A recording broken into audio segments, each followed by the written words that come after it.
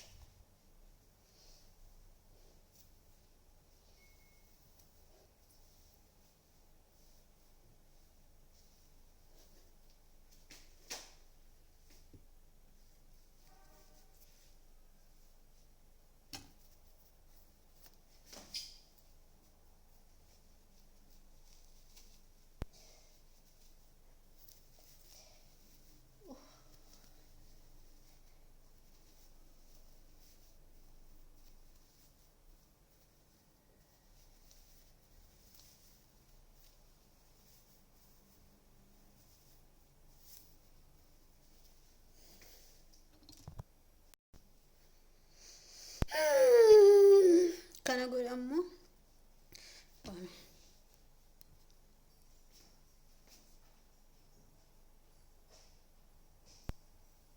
ammoo hedisee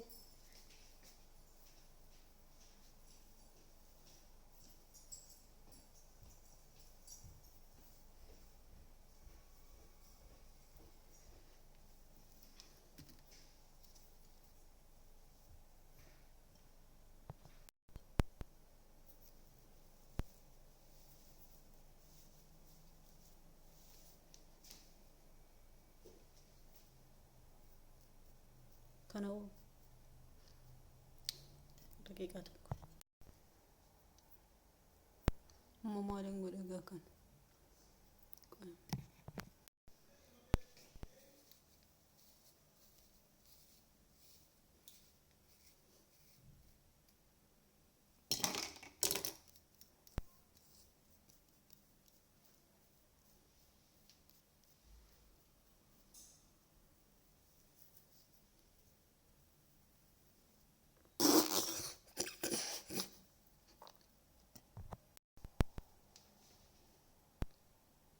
mana mataa shaqqalaati gaha jechuudha.